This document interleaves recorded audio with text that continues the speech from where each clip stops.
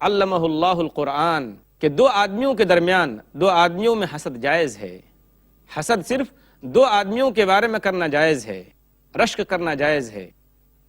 ایک وہ شخص جس کو اللہ تبارک و تعالیٰ نے قرآن کریم سکھایا، فَهُوَ يَتْلُوهُ آنَاءَ اللَّيْلِ وَآنَاءَ النَّهَارِ، تو وہ شخص دن رات اس کتاب کی تلاوت کرتا ہے، اس کو پڑھتا ہے. فَسَمِعَهُ جَارٌ لَهُ، تو اس کا ایک پڑوسی سنتا ہے تو وہ کیا کہتا ہے، لَيْتَنِي أُوتِيتُ مِثْلَ مَا أُوتِيَ فُلَانٌ فَعَمِلْتُ مِثْلَ مَا يَعْمَلُ، کہ کاش کہ مجھ کو بھی قرآن پاک کا علم ہوتا تو میں بھی اس کی تلاوت کرتا، اس پر عمل کرتا جیسا یہ شخص عمل کر رہا ہے. اور دوسرا وہ شخص وَرَجُلٌ آتَاهُ اللَّهُ مَالًا فَهُوَ يُهْلِكُهُ فِي الْحَقِّ، کہ جس کو اللہ تعالیٰ نے مال دیا ہے، دولت دی ہے، اور وہ اس مال اور دولت کو اللہ کے راستے میں خرچ کرتا ہے. تو ایک آدمی کہتا ہے کہ لیتنی اوتیت مثل ما اوتی فلان فعملت مثل ما يعمل، کہ کاش مجھے بھی اللہ نے مال دیا ہوتا، مجھے بھی اللہ نے دولت دی ہوتی تو میں بھی اسی طریقے سے خرچ کرتا جس طریقے سے یہ شخص خرچ کر رہا ہے. صحیح بخاری حدیث نمبر 5026. قرآن کریم وہ کتاب ہے کہ جس کی تلاوت کے ذریعے اللہ تبارک و تعالی منکر نکیر کے سوالوں کے جواب کو آسان فرماتے ہیں. صحیح روایت موجود ہے، عن البراء بن عازب رضی اللہ عنہ قال وَيَأْتِيهِ مَلَكَانِ فَيُجْلِسَانِهِ، کہ جب انسان قبر میں رکھا جاتا ہے مردہ تو اس کے پاس دو فرشتے آتے ہیں، اس سے پوچھتے ہیں فَيَقُولَانِ لَهُ، تو دونوں اس سے پوچھتے ہیں من ربک، تیرا رب کون ہے؟ تو وہ کہتا ہے فَيَقُولُ رَبِّيَ اللَّهُ، تو وہ کہتا ہے کہ میرا رب اللہ ہے. فَيَقُولَانِ لَهُ مَا دِينُكَ، فَيَقُولُ دِينِيَ الْإِسْلَامُ، پھر دونوں فرشتے اس سے پوچھتے ہیں تمہارا دین کیا ہے؟ تو وہ کہتا ہے کہ میرا دین اسلام ہے. فَيَقُولَانِ لَهُ مَا هَذَا الرَّجُلُ الَّذِي بُعِثَ فِيكُمْ، اس شخص کے بارے میں تمہارا کیا خیال ہے جو تمہارے درمیان بھیجا گیا ہے، یعنی محمد صلی اللہ علیہ وسلم کے بارے میں. تو وہ کہتا ہے کہ وہ تو اللہ کے رسول ہیں. پھر اس سے سوال کیا جاتا ہے کہ کیسے تم نے جانا؟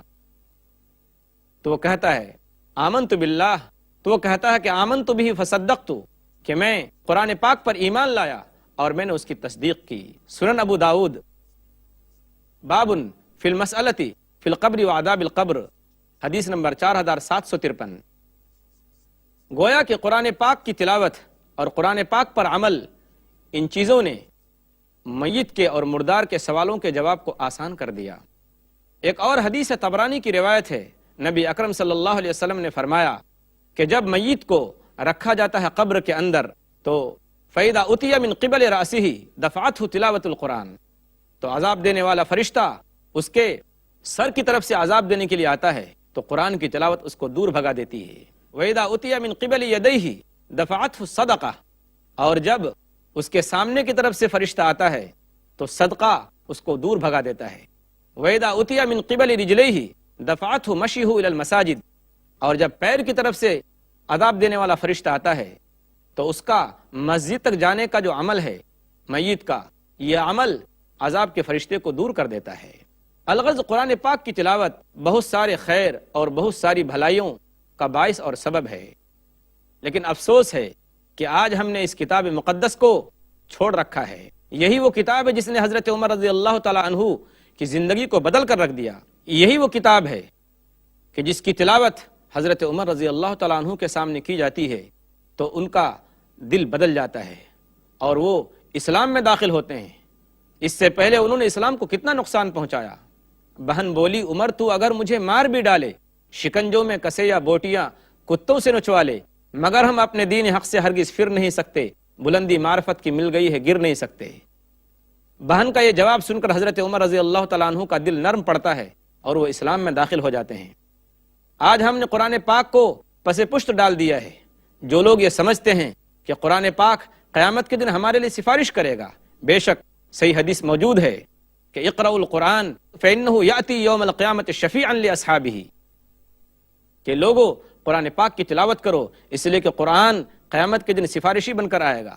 وہی یہ حدیث بھی موجود ہے صحیح ابن حبان کی کہ نبی اکرم صلی اللہ علیہ وسلم نے فرمایا کہ لوگوں قرآن ایسا سفارشی ہے کہ اس کی سفارش قبول کی جائے گی، اس کی درخواست قبول کی جائے گی. لیکن جس شخص نے قرآن پاک کو آگے بھیجا، جس شخص نے قرآن پاک پر عمل کیا تو قادہ الی الجنہ، قرآن پاک اس کو جنت کی طرف لے جائے گا.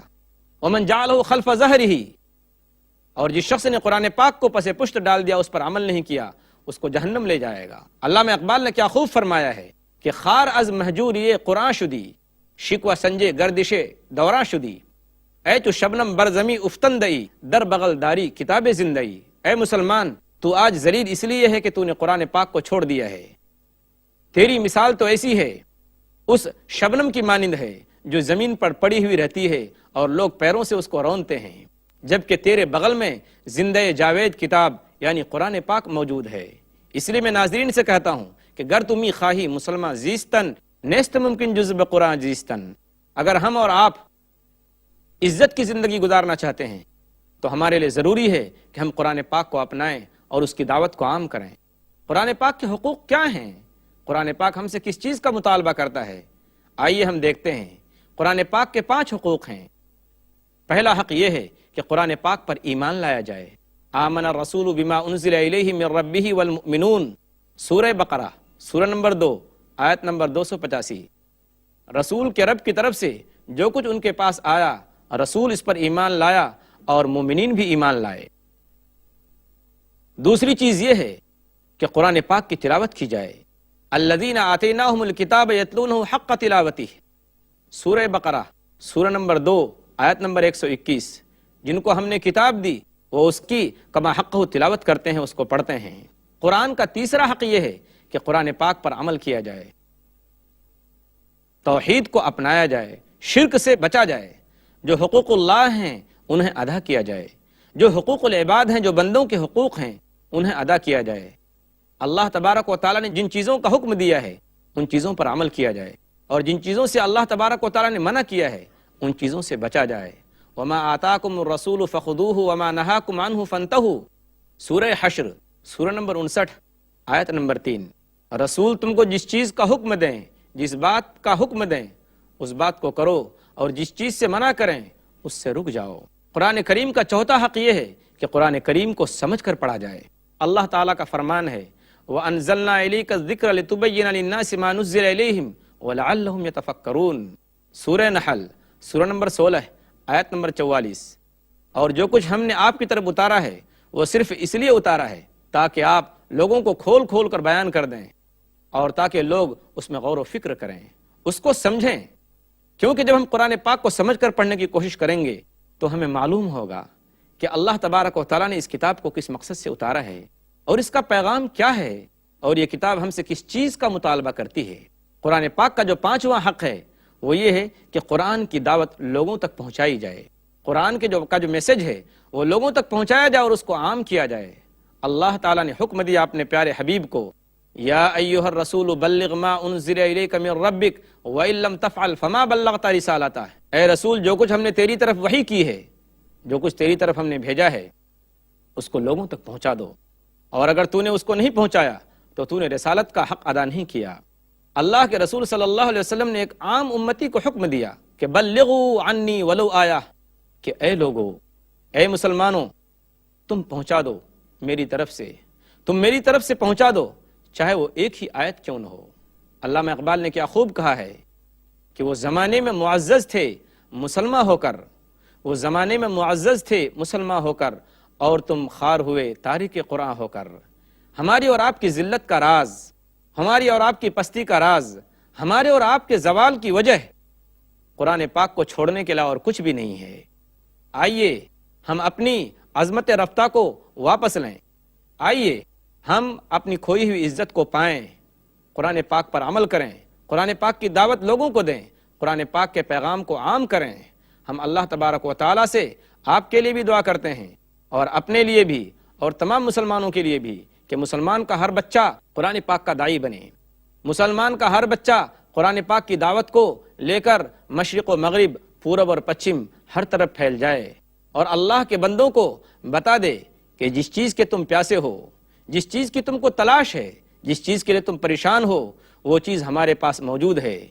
تمہارے اندر جتنی بھی بیماریاں ہیں، جتنی بھی کمزوریاں ہیں، ان تمام بیماریوں کا علاج، ان تمام کمزوریوں کا حل قرآن پاک کے اندر موجود ہے۔ ہم دعا کرتے ہیں کہ اللہ تبارک و تعالی ہمیں اور آپ کو قرآن کی خدمت کے لیے قبول فرمائے۔ اللہ تبارک و تعالی قرآن کی دعوت کو پوری دنیا میں عام کرے۔ آمین وآخر دعوانا ان الحمد للہ رب العالمین والسلام علیکم ورحمۃ اللہ وبرکاتہ.